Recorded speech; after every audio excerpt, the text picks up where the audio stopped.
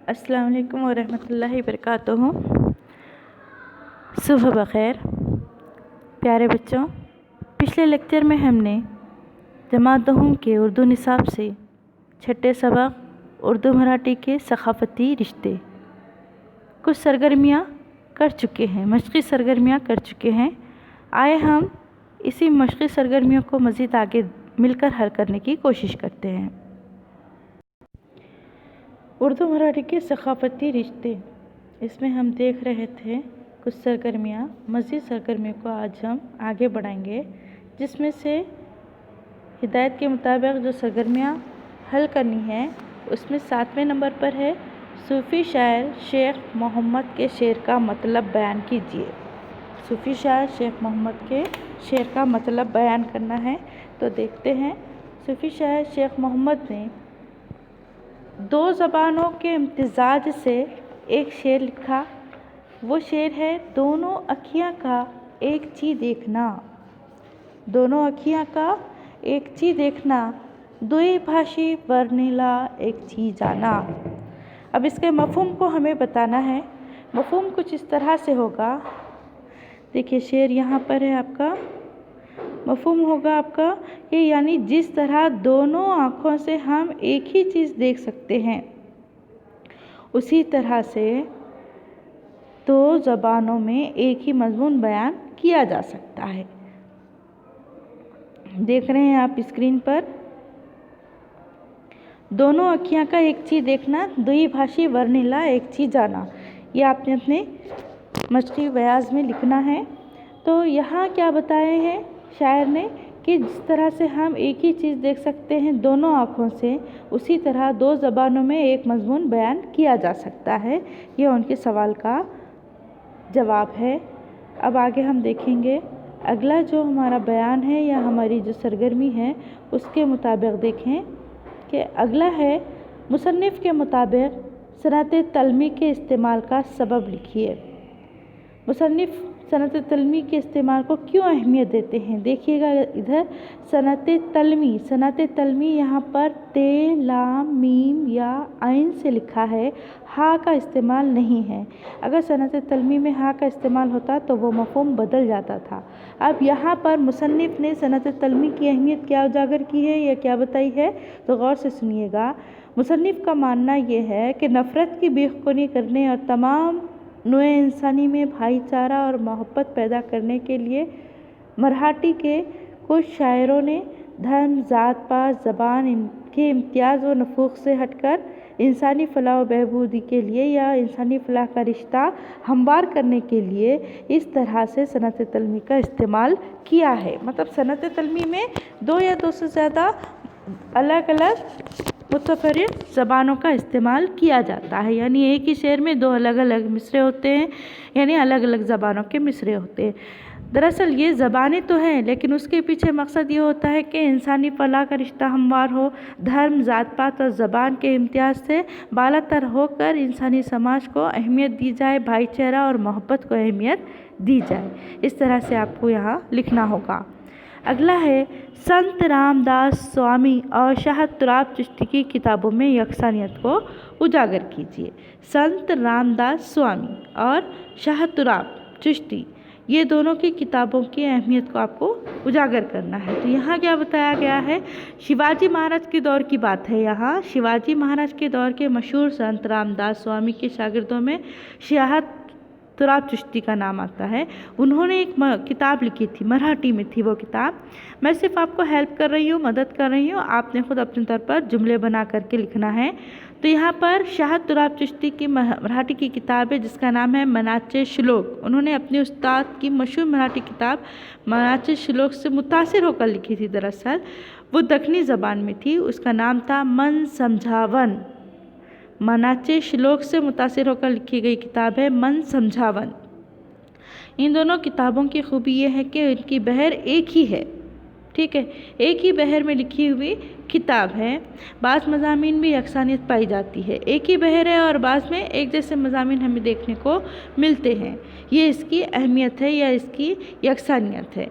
इसके साथ साथ ये किताबें आदमी के अंदरूनी इस्लाह और समाजी फलाह के लिए भी लिखी गई है। ये चीज़ें आपको लिखना है, आपको हवाला देना है। शाह तुराब चिश्ती का हवाला देते हुए उन्होंने कौन सी किताब से मुतासिर होकर अपनी किताब लिखी, तो वो है उनके उस्ताद की मशहूर मराठी किताब मनाचे श्लोक। उससे मुतासिर होकर उन्होंने मन समझावन नामी किताब लिखी और शिवाजी महाराज के दौर के मशहूर संत रामदास स्वामी के शागिर्दों में शाह तुराब चिश्ती का नाम आता है। अगला है मराठी शायरी की कोई दो शेरी सनतों के नाम लिखिए। मराठी शायरी की 2 शेरी सनतें आपको इसमें बताना है, ख़ास तौर पर सनत के बारे में, 2 शेरी सनत के बारे में मराठी शायरी में कौन कौन सी है वो आपको समझ के लिखना होगा। जैसे कि यहाँ पे हमने तलमी के बारे में देखा था, ठीक है, उसी तरह से एक ही बहर में लिखी जाने वाली किताब के बारे में आप लिख सकते हैं। मराठी में गाई जाने वाली रिवायती है, नोहा है, बैन वगैरह, ये सिफतें हैं इसकी। इसके साथ साथ आपको मराठी शायरी के बारे में, सनतों के बारे में ख़ास तौर पर लिखना होगा, जिसे हम क्या कहते हैं, मराठी के तलमी कहते हैं, शेरी सनत को हम तलमी कहते हैं। उसी तरह से आपको यहाँ पर समझ के लिखना है। अगला है चक्की नामे के लिए मराठी इस्तिलाह लिखिए। चक्की नामे किसे कहते हैं उसके बारे में आपको लिखना पड़ेगा, चक्की नामे, ठीक है। अब चक्की नामे क्यों लिखे जाते थे, क्यों पढ़े जाते थे, इसके मुतालिक आपको बताना है। मराठी की इस्तिलाह क्या है, इसमें चक्की नामों का मकसद क्या था वो बताना होगा आपको। हाँ, तो यहाँ क्या बताया गया है कि चक्की नामे क्या है। दरअसल चक्की पीसते वक्त थकान दूर करने के लिए, चक्की पीसना मशक्क़त का काम है। चक्की पीसते वक्त जो मशक्क़त होती है या थकान हो जाती है मशक्क़त की वजह से, तो उसे दूर करने के लिए औरतें क्या करती थी, कुछ गीत गाया करती थी। तो ये लोकगीत मराठी शायरी का एक हिस्सा बन गए हैं। ये लोकगीत क्या है, मराठी शायरी का एक हिस्सा बन गए हैं। इसलिए इसे मराठी अदब में ज़ाते गीत यानी चक्की पर गाए जाने वाले गीत कहते हैं। ज़ाते गीत का भी नाम दिया गया है क्योंकि औरतें उमूमन क्या है, सुबह के वक्त पत्थर की चक्की पर अनाज पिसा करती थी, इसलिए इसे चक्की नामे कहते हैं, जो कि मराठी गीत माने गए हैं। उसके बाद देखिएगा, मजहबी ख्याल को बयान कीजिए जिसकी अमली ताबीर फुगड़ी का खेल है। यहाँ आपको बहुत सोच समझ के लिखना है। इस मजहबी ख्याल को बयान कीजिए। कौन सा मजहबी ख्याल है, तो हमने आपको पहले भी बताया था, नाग पंचमी के वक्त खेला जाने वाला जो खेल है या मजहबी त्यौहार जो है नाग पंचमी, उसके साथ जो मनाया जाता है उसमें जो है फुगड़ी नामे है। हाँ, तो आपको इस तरह से यहाँ बताना है कि किस तरह से ये अहमियत रखता है फुगड़ी, क्योंकि ये क्या है, नाग पंचमी का त्यौहार है। और फुगड़ी की अहमियत क्यों है, क्यों उसे मजहबी खेल कहा गया है या मजहबी त्यौहार के मौके पर खेलने वाला खेल कहा गया है, क्योंकि इस खेल में 2 औरतें एक दूसरे का हाथ पकड़कर गोल घूमती है और गोल घूमते वक्त ज़मीन पर पाँव का जमाव होता है और पुष्ट की जानिब जिस्म का पूरा झुकाव होता है। इसलिए एक दूसरे के हाथों को मजबूती से पकड़ना होता है। और उसके साथ साथ जब ये गोल घूमते हैं, ख्वातीन या औरतें जब गोल घूमती है इस खेल के दौरान, तो सांस फूलने लगती है और सांस फूलने की वजह से मुंह से हू हू की आवाज़ निकलती है। और फुगड़ी के खेल के इन्हीं नुकात को जहन में रखते हुए फुगड़ी नामे भी लिखे गए हैं। दरअसल हू हू की आवाज़ जो निकलती है, अगर हम देखते हैं मजहबी एतबार से, तो सूफिया जो होते हैं, सूफिया इकराम जो होते हैं, सूफ़ी संत वग़ैरह, उन्होंने ज़िक्र दम की जो तालीम दी है, तो उसमें भी ऐसा ही होता है। अल्लाह हू का जो लफ्ज़ है या हू की जो आवाज़ है, अल्लाह की आवाज़, वो दम की वजह से निकलती है। ज़िक्र करते करते जब मुसलसल ज़िक्र किया जाता है तो अल्लाह अल्लाह अल्लाह इस तरह से जब आवाज़ निकलती है, तो वो रिश्ता जाकर के, वो रूह का रिश्ता जाकर के मिलता है, रूहानियत का रिश्ता जाकर के अल्लाह की तरफ मिलता है, वहदानियत की तरफ मिलता है। तो मतलब ये हुआ कि यहाँ खेल के दौरान ज़िक्र दम की तालीम दी जाती है। इसीलिए चिश्ती सिलसिले के सूफियों में भी ज़िक्र दम की बहुत ज़्यादा अहमियत है, क्योंकि जब सांस फूलने लगती है तो सांस अंदर लेते वक्त और ख़ारिज करते वक्त अल्लाह में हमारी आवाज़ अलग आ रही है और हू में हमारी सांस खारिज हो रही है। तो इस तरह से अल्लाह का विर्द होने लगता है। तो ठीक इसी तरह से ये फुगड़ी खेल में भी मुसलसल दौड़ की वजह से, घूमने की वजह से सांस फूलने लगती है और अल्लाह हो जैसी आवाज़ हमारे मुंह से निकलने लगती है। इसीलिए इसको फुगड़ी के खेल को मजहबी अहमियत दी गई है। यहाँ आपको इतना यकीनन समझ आ गया होगा। बकिया तो हमने अल्हम्दुलिल्लाह कल ही मुकम्मल किया था, तो आए हमारा कुछ और देख लेते हैं बाकी है। तो ये जैसे कि यहाँ पर देखिए इस्तिसानी राय देना है और यह आपने खुद करना है, समझना है पहले। देखिए यहाँ पर क्या है, हिंदुस्तान की तहज़ीब व सक़ाफ़त और सूफ़ी सनतों की तालीम की रोशनी में दर्ज झेल बयान का इस्तेहसान कीजिए। आपको एक इक़्तिबास दिया गया है।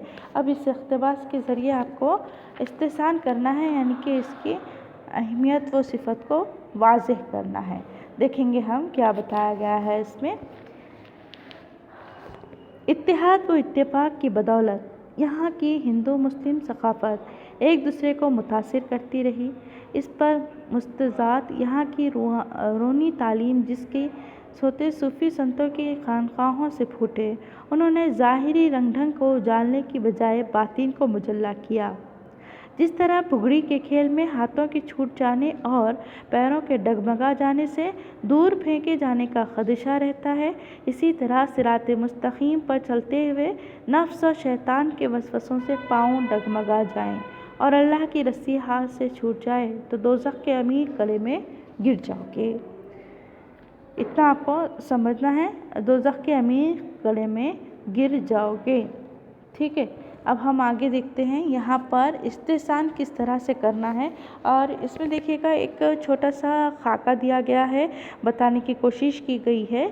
देखिए, अल्लाह की रस्सी सिराते मुस्तकीम, ठीक है, नफ्स शैतान के वसवसे से, फिर दोज़ख। अल्लाह की रस्सी को अगर मजबूत थामते हैं, सिरात मुस्तकीम से आप आराम से निकल सकते हैं। नफ्स पर अगर काबू है तो बहुत आप शैतान के वसवसों से बच सकते हैं, और अगर नहीं बचते हैं, शैतान के वसवसे अगर आपके दिल में आते हैं, आपका नफ्स शैतान के वसवसों में डूब जाता है, तो फिर यकीनन दोज़ख के आप हकदार बन जाते हैं। तो ये इसका आपको इस्तेहसान करना है।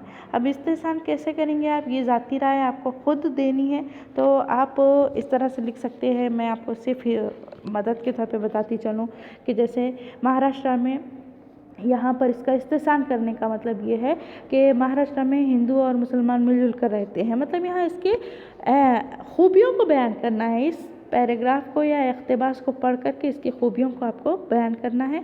तो महाराष्ट्र में हिंदू और मुसलमान मिलजुल कर रहते थे।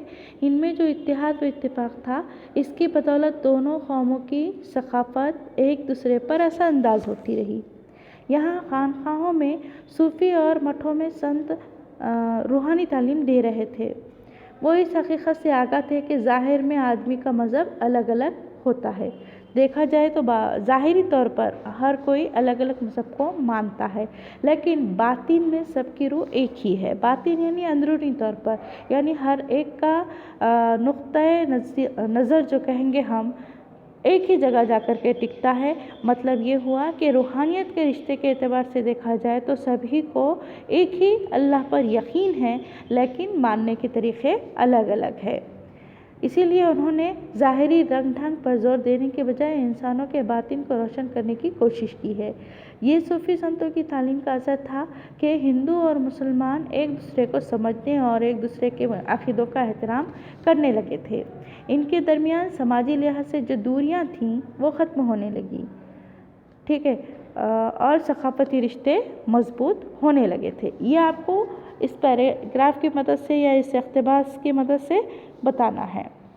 इस तरह से आपका यहाँ पर ये इक़्तिबास मुकम्मल हुआ, ये पैराग्राफ या ये सवालात मुकम्मल हुए। ये जो एक अगला है, ज़ैल में कहानियाँ या वाक़े के आगाज़ की इब्तिदाई सतरें दी हुई हैं, इसकी मदद से कहानी वाक़े को मुकम्मल करना है। तो ये मैंने आपको होमवर्क के तौर पर दिया था पहले भी, तो ये आपको समझ के करना है कि शुरुआत का आपको दे दिया गया है, जैसे कि कौमी शाहरा पर हस्बे मामूल छोटी बड़ी गाड़ियों की आमद-ओ-रफ़्त जा रही थी। अचानक 5-7 बच्चों का काफ़िला तेज़ रफ्तार बाइक पर शो करता हुआ आ पहुँचा। अचानक फ़िज़ा में चीख उभरी, उसके बाद डैश दे दिया गया है। फिर क्या हुआ, यह आप अपने तख़य्युल की मदद से, अपनी सोच की मदद से, अपने तसव्वुर की मदद से मुकम्मल करते हुए उसे उन्वान भी दीजिएगा, उसे मुकम्मल कीजिए। ये आपका होमवर्क है। तो अल्हम्दुलिल्लाह हमारा ये सबक सरगर्मी के साथ मुकम्मल हो चुका है। अल्लाह हाफिज़।